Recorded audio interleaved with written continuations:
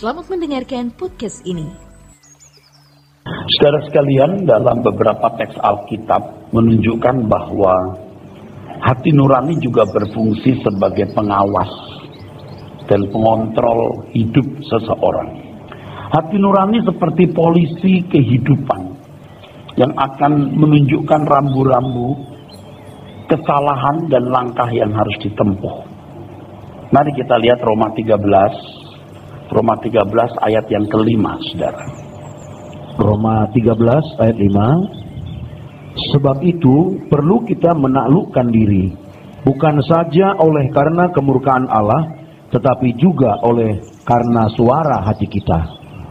Suara hati dalam teks ini adalah suneidesis, sama dengan hati nurani seperti yang hari-hari ini saya jelaskan, saudara. Suneidesis. Dalam teks ini, Paulus menasihati agar orang percaya menundukkan diri kepada pemerintah, bukan saja karena takut kepada murka Allah, tetapi juga karena suara hati atau hati nurani dalam diri manusia. Karena suara hati atau hati nurani dalam diri kita. Hati nurani harus dapat menekan seseorang agar menaklukkan diri kepada hukum. Dalam hal ini, pemerintah. Paulus berbicara ini tentu kepada mereka yang hati nuraninya bisa dipercayai searah, seiring, sekemistri dengan Tuhan. Suara hati bisa menjadi pengawas yang mengancam. Seperti murka Allah itu mengancam. Suara hati juga harus menjadi pengawas yang mengancam.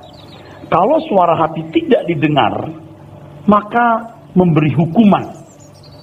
Hukumannya adalah suasana jiwa yang tidak tenang atau suasana jiwa yang tidak sejahtera.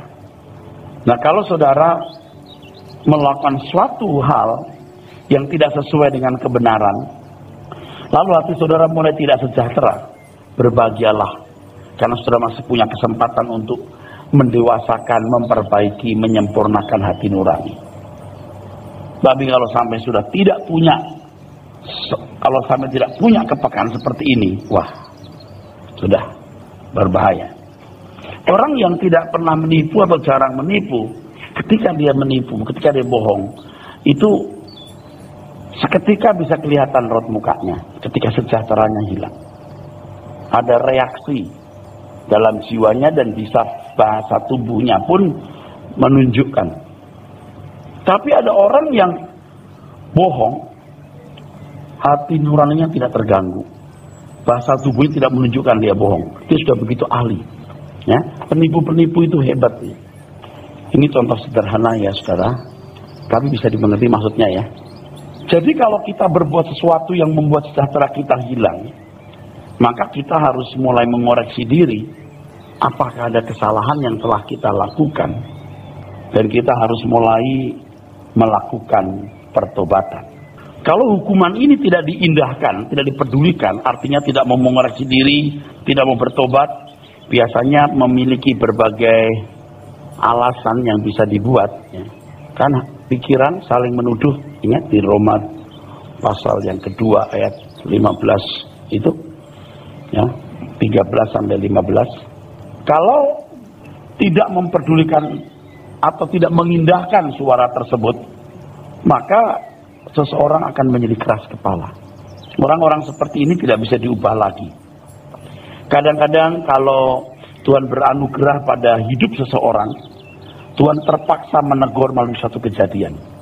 Kalau sejahtera tidak bisa membuat Anda sadar, kalau perasaan tidak sejahtera membuat Anda tidak berubah, Tuhan menggunakan peristiwa hidup. Ini kalau sudah begini keterlaluan biasanya. Masih bersama saya? Mengerti?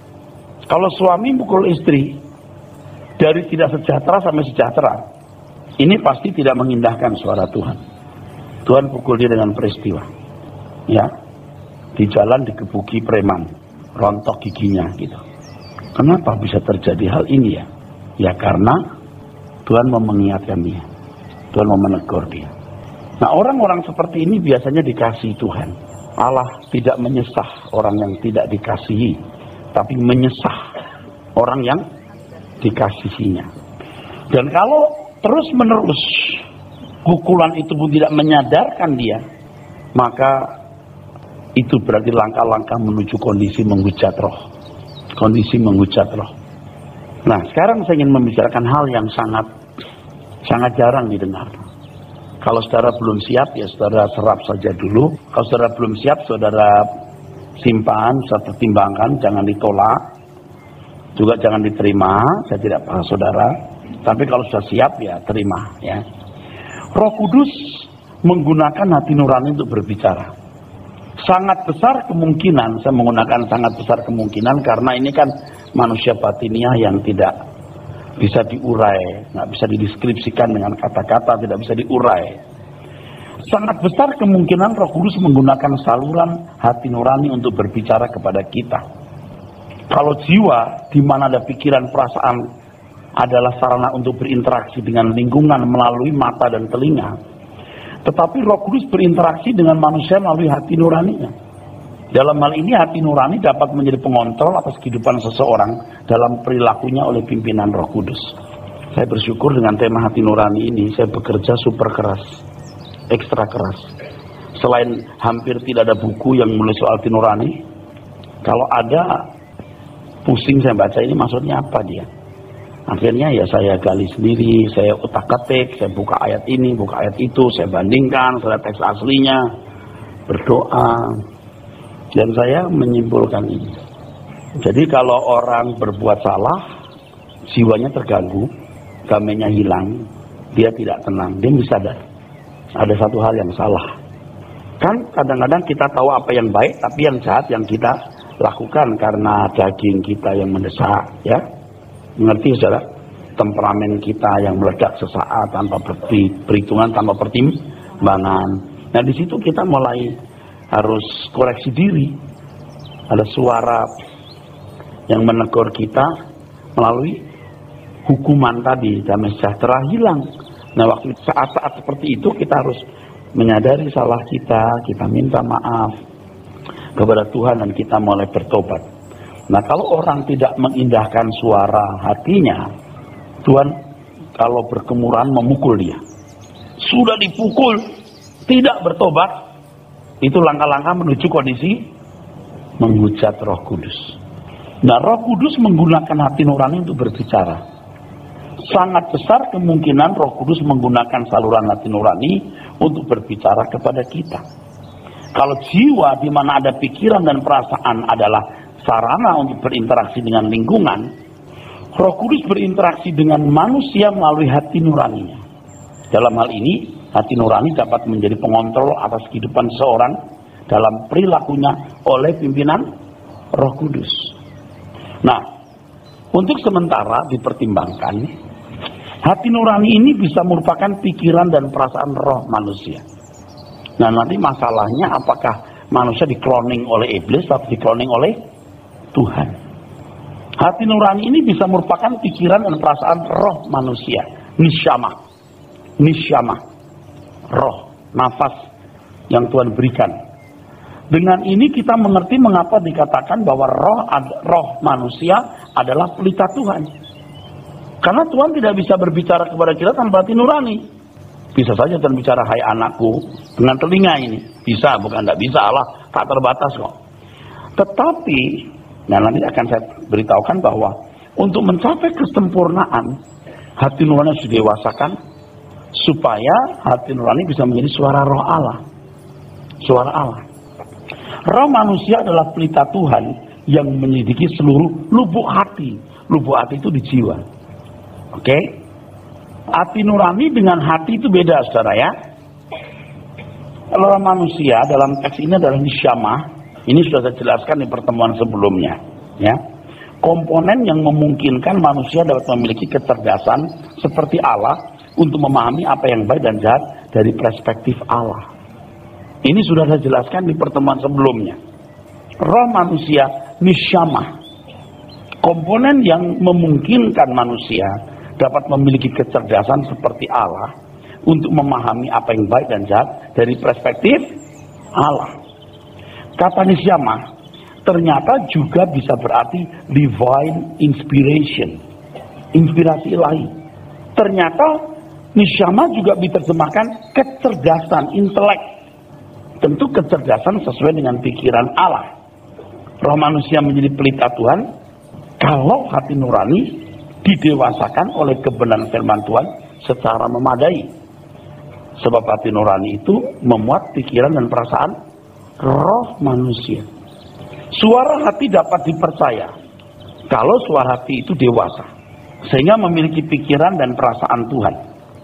Suara hati seperti ini adalah suara hati yang satu unsur, satu chemistry dengan Allah.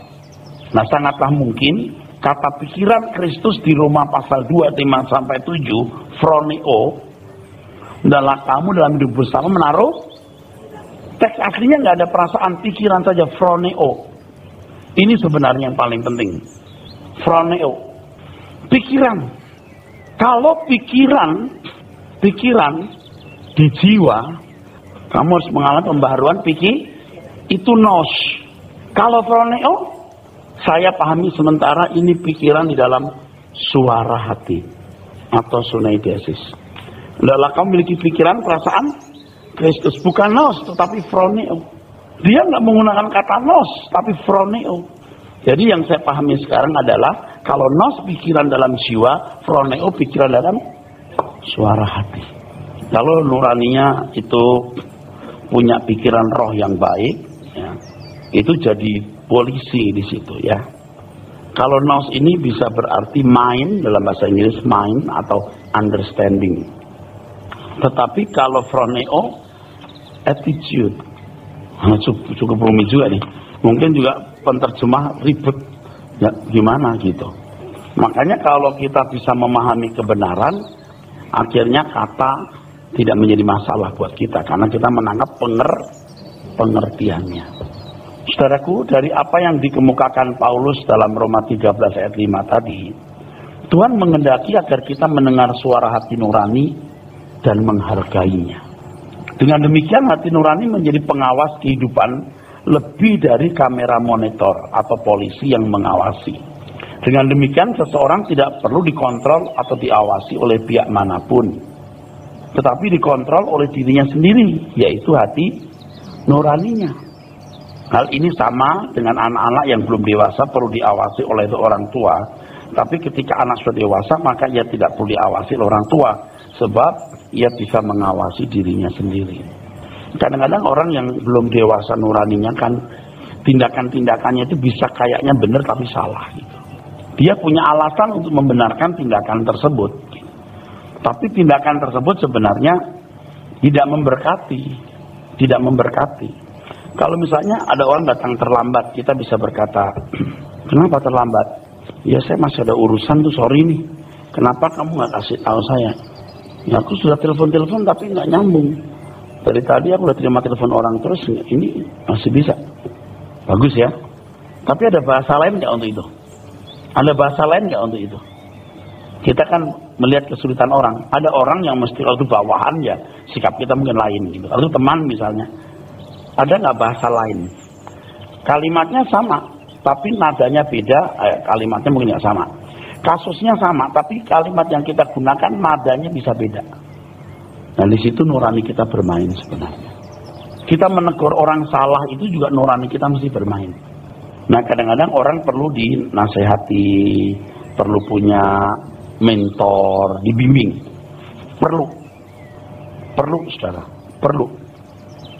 Nah, ketidakjujuran, kesombongan yang terselubung, kebencian yang disimpan, dendam disimpan, itu sebenarnya sering kita nggak mengenal diri kita bahwa kita sedang dendam sebenarnya. Tahu? Kita sakit hati. Gitu. Tapi kita punya satu alasan mengatakan, oh saya nggak dendam, saya nggak sakit hati kok. Tahu? Ini kalau orang dibiarkan terus begini jadi apa? Dan banyak orang sudah terlanjur sekian lama, tidak punya nurani yang baik. Ya, nggak susah sempurna nanti. Nah, ini sudah dalam nih. Sekarang yang nggak dalam dulu, yang nggak dalam dulu. Ada orang-orang yang berhenti ketika lampu pengatur jalan menunjukkan warna merah, kendaraan banyak dan ada polisi di pojok. Tapi kalau polisi nggak ada, jalan sepi dia bablas saja. Nuraninya nggak jadi polisi. Atau seorang kasir yang tidak mencuri karena dimonitor oleh CCTV, nggak main di sini. Nah, ada orang yang ketika negor tadi itu, kamu jam berapa? Gitu. Kamu kenapa sih terlambat? Kamu kasih tahu dong kalau ada masalah, gitu.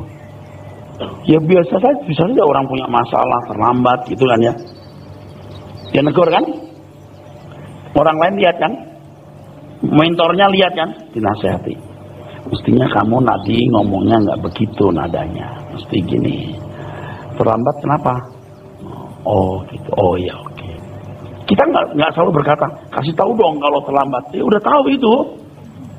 Jadi tegur dengan bahasa yang mungkin nggak pas itu. Tapi kalau orang dewasa ketika berbuat salah nggak perlu mentor, dia sudah dinasihati dirinya sendiri. Nah, maksudnya nggak perlu kontrol, dia dinasihati oleh dirinya sendiri. Kalau kita lebay, shalom bu, apa kabar? Kalau kita punya mentor bilang gini, bahasa tubuhmu dan bahasa tubuhmu, nada-nadamu itu berlebihan.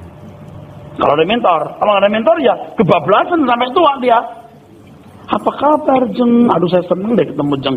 Sampai tua itu begitu. Tapi kalau dia punya nurani bagus, dia dikontrol nuraninya itu.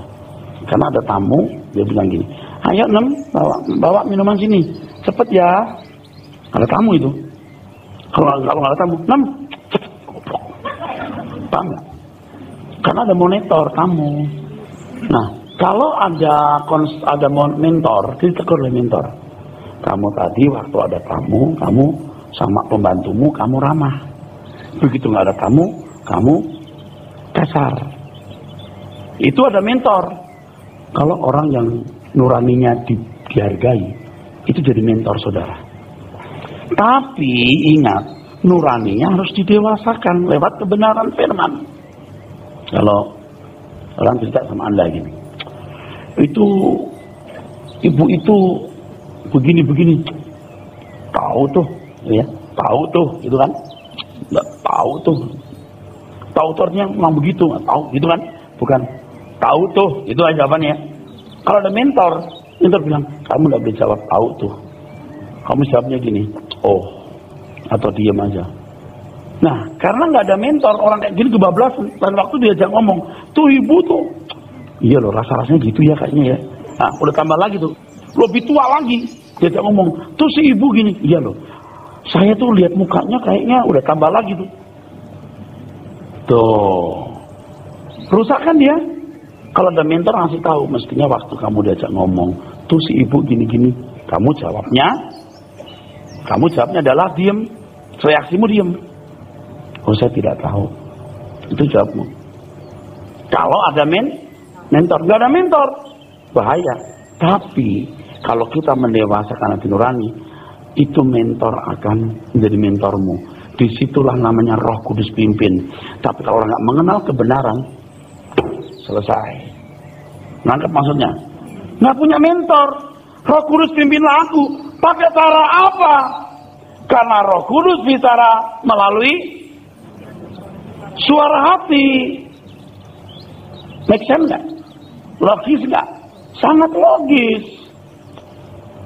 Ketika Paulus mengatakan di Filipi 2 ayat 12, kerjakan keselamatanmu dengan takut dan gentar, bukan saja pada waktu aku hadir, pada waktu aku tidak hadir. Coba dibaca Filipi 2 ayat 12. Hai saudara-saudaraku yang kekasih, kamu senantiasa taat.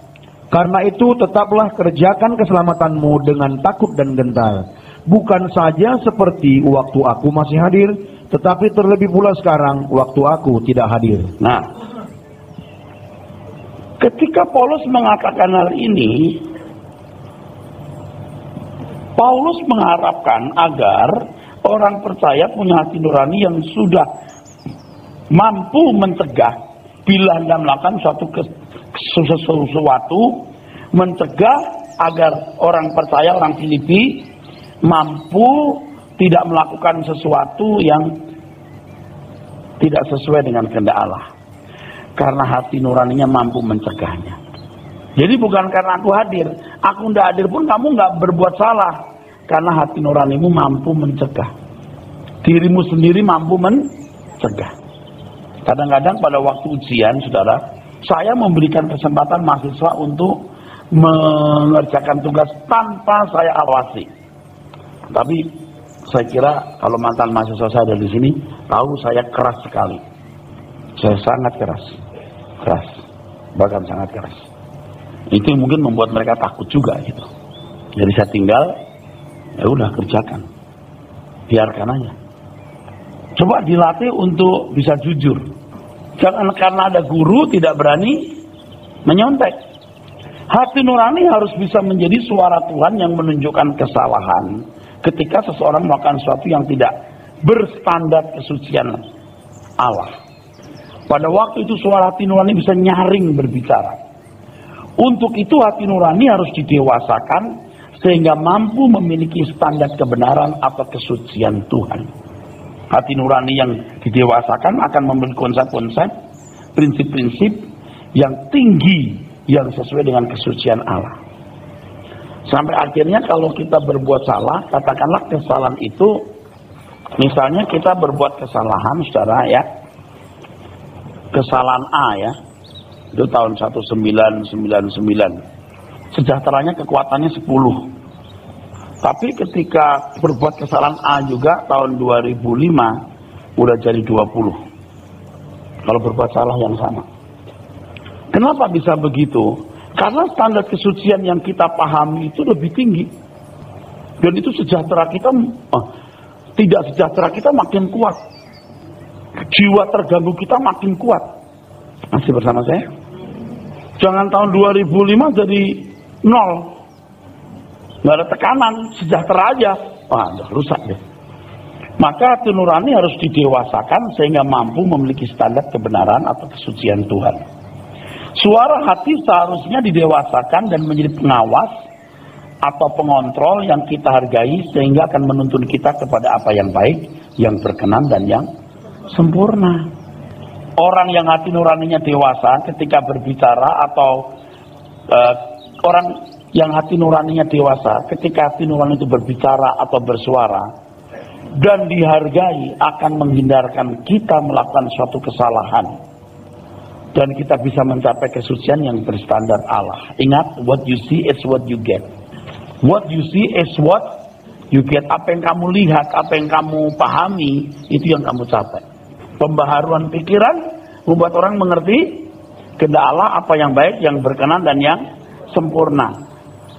Dan pikiran roh kita, yaitu suara hati atau hati nurani itu ekstraksi dari semua kebenaran yang dipahami.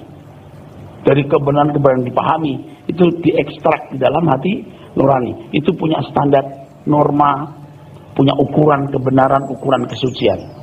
Halo? Jadi kalau orang tidak belajar kebenaran firman, bodoh.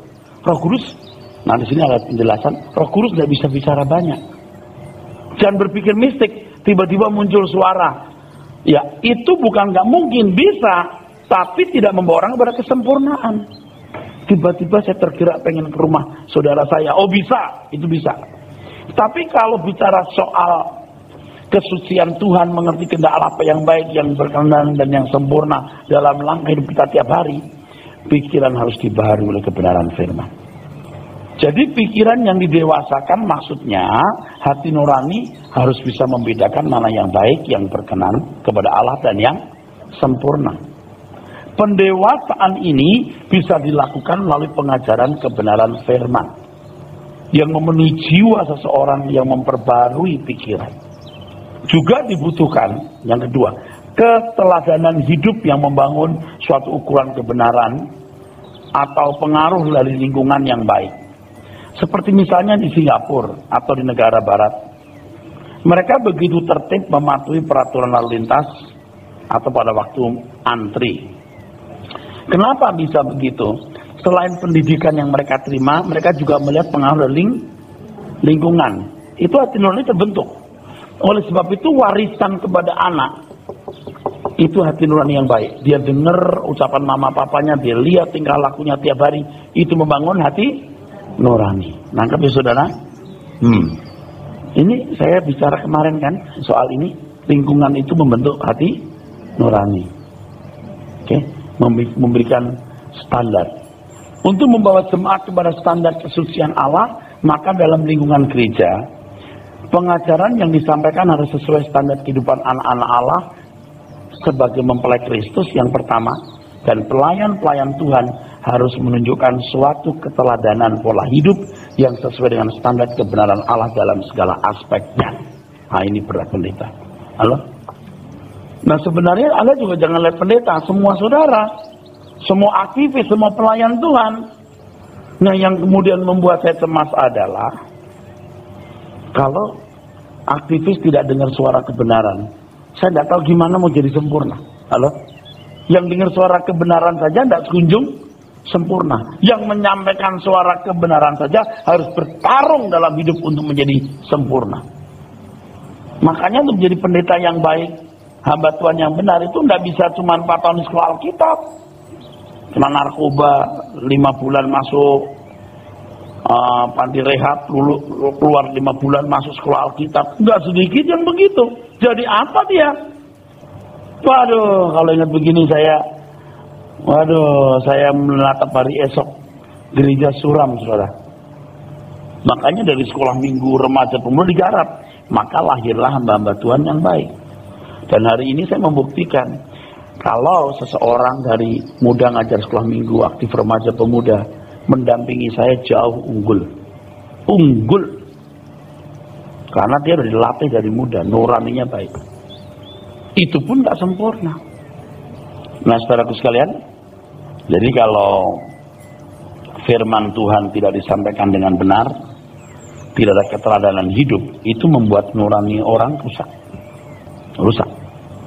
Nah, pada waktu kita memasuki saat teduh atau doa, kita berdiam diri dan mulai mengoreksi segala perbuatan kita. Pada waktu itu sering nurani kita berbicara dengan sangat jelas. Nah, oleh sebab itu kita harus menyediakan waktu untuk saat teduh. Saat teduh cuma membaca renungan Truth. Saat teduh, aku lagi mau sate. Saat teduh, apa yang kamu lakukan di saat teduh itu? Mendengar firman ya, bisa berdiam diri. Ketidakjujuran, kesemenang-menangan, kekejaman, sakit hatimu, keserakahan, ambisi, itu pasti dimunculkan Tuhan. Kalau sungguh loh. Jadi pada waktu kita berkata, selidiki aku, Tuhan, Roh Kudus begini, selidiki aku. Gimana saya mau ngomong? Kamu nggak ngerti salahmu di mana? Halo, nggak bisa aku kasih tahu karena kamu hati nuranimu itu bodoh, nggak cerdas.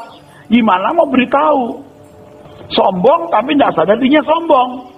Munafik, lebay, tidak sadar dirinya munafik dan lebay. Kepahitan, dendam, tidak sadar dirinya kepahitan dan dendam. Ini dia. Gimana mau kasih tahu?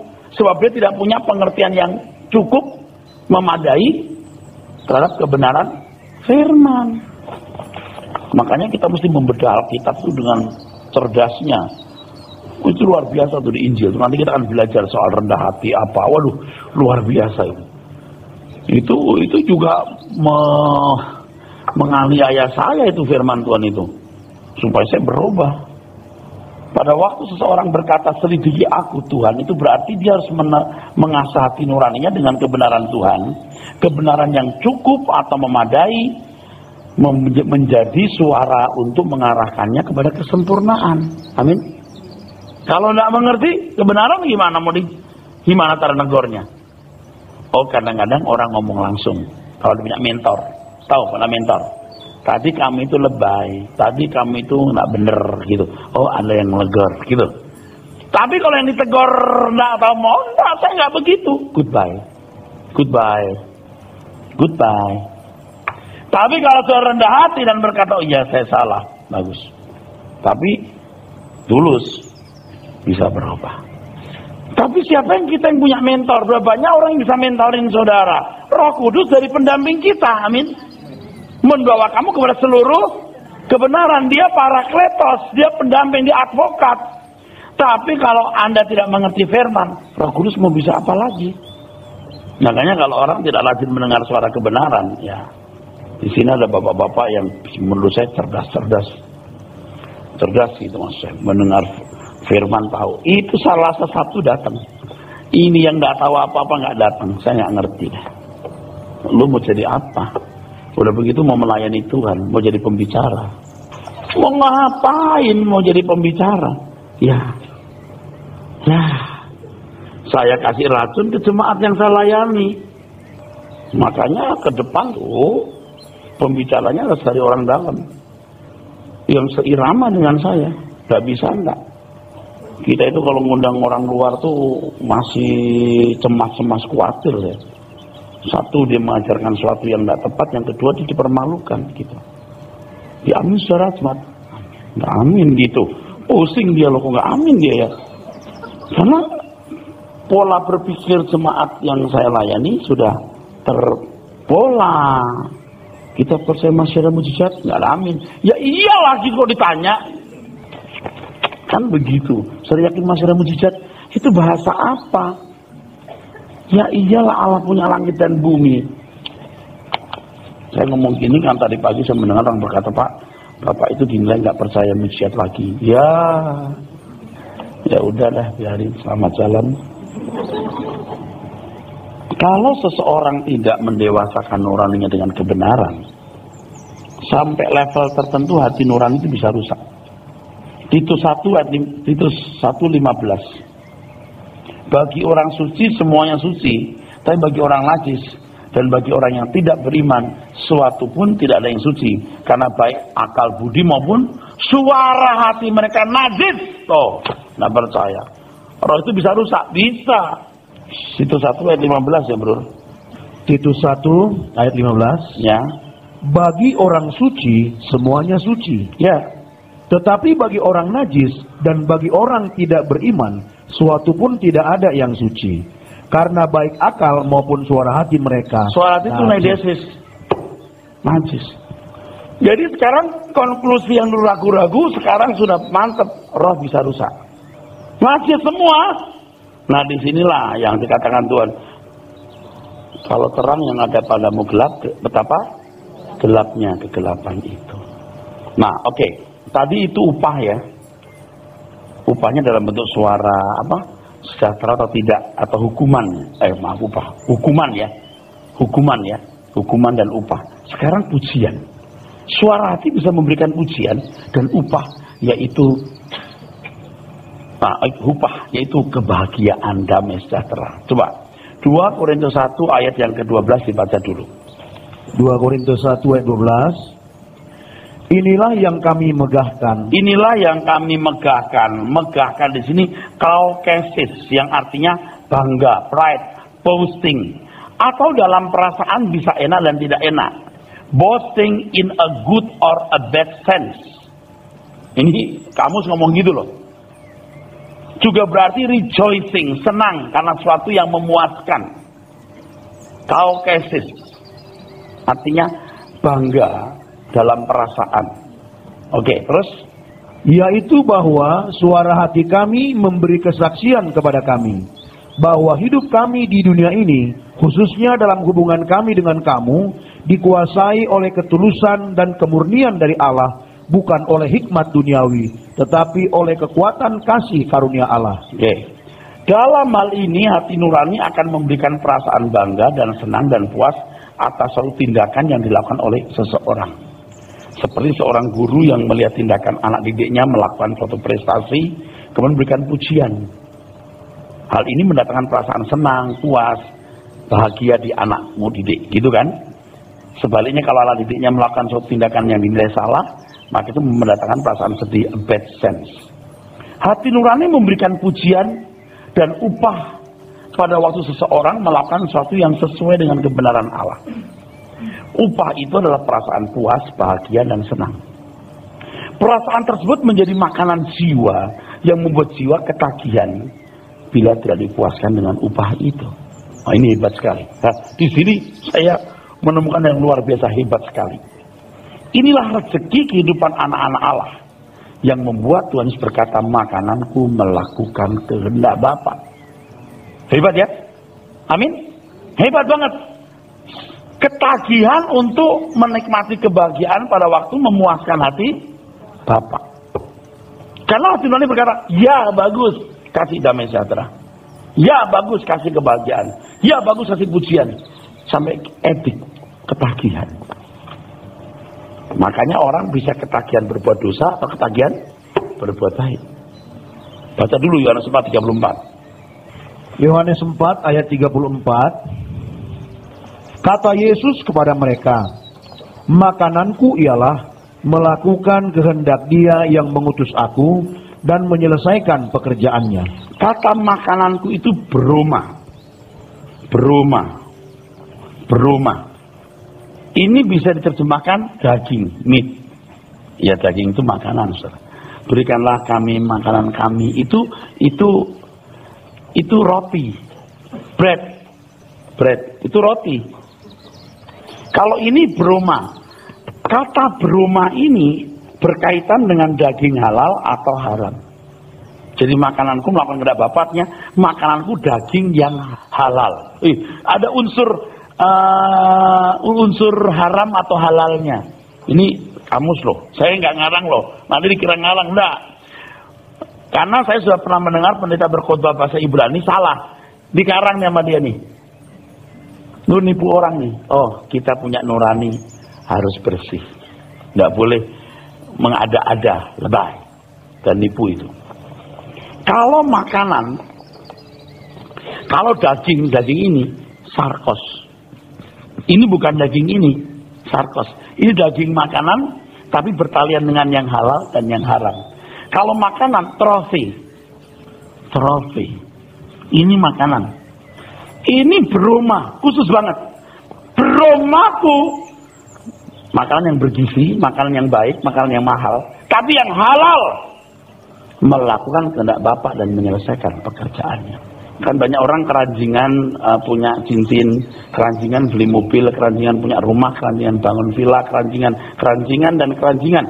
Goodbye. Yakobus pasal 4. Baca ayat yang pertama dulu. Kamu ingin ini, kamu ingin itu, kamu nggak dapat. Kamu berkelahi, kamu berdoa nggak dapat. Karena yang kamu minta untuk memuaskan hawa nafsumu itu persahabatan dengan dunia. Itu bikin kamu punya roh masuk neraka. Ayat yang ke 1-3 udah Pak, ya 4 aja langsung. Yakobus 4 ayat 4. Hai kamu orang-orang yang tidak setia. Ya. Tidakkah kamu tahu bahwa persahabatan dengan dunia adalah permusuhan dengan Allah? Nah, orang berkata makananku melakukan kehendakku sendiri. Itu orang. Makananku adalah melakukan kehendakku sendiri dan menyelesaikan rencana-rencanaku. Jadi samseng loh. Tahu samseng? Itu loh persembahan berhala itu yang babi, ayam, ikan. Jadi samseng loh. Samsengnya setan loh. Puaskan dirimu dengan segala keinginan. Samseng, tau nggak loh? Tahu samseng? Hidup kamu persembahkan untuk dunia. Kalau kita nggak menyembah iblis, hei, ngerti nggak persahabatan dengan permusuhan dengan Allah? Ayat berikutnya Pak. Jadi barang siapa hendak menjadi sahabat dunia, ia menjadikan dirinya musuh Allah. Terus, janganlah kamu menyangka bahwa kitab suci tanpa alasan berkata, bukan tanpa alasan, terus roh yang ditempatkan Allah di dalam diri kita, nisyamah nismakayim, roh dari Allah, dia di dalam diri kita dengan cemburu. Dia ingin cemburu. Ya iyalah, ada alasannya, karena itu milik Tuhan akan dibawa dalam kerajaan Bapa di surga. Tapi kalau nuranimu hanya dipuaskan dengan keinginan pribadimu, binasa kamu. Saya mestinya nggak boleh emosi. Karena gini saudara, kita itu masih banyak kepinginan tuh loh. Nah, itu yang bikin rusak saudara. Kenapa sih? Butuh seberapa banyak sih kita ini hidup? Asal ada makan pakaian, cukup. Dianggap konyol kita. Padahal Tuhan tidak akan memberikan hanya Anda makan pakaian di bumi ini. Anda butuh mobil, Anda butuh rumah. Kalau Anda cuma punya makanan pakaian, itu mengganggu orang lain, ngerti nggak? Ya mesti numpang rumah tangga kan? Nggak mungkin dong. Tapi Anda harus berani mempersembahkan apapun yang Anda miliki untuk kepentingan Tuhan. Keinginan-keinginan itu harus dipatahkan. Bagaimana bisa Pak? Ya, mendengar suara firman Tuhan. Sebab kalau kamu mengerti kebenaran, kamu akan dimerdekakan. Saya sudah melihat gejala-gejala orang-orang yang saya brengsek, rajin suara kebenaran, itu ada perubahan. Saya kira cukup. Amin.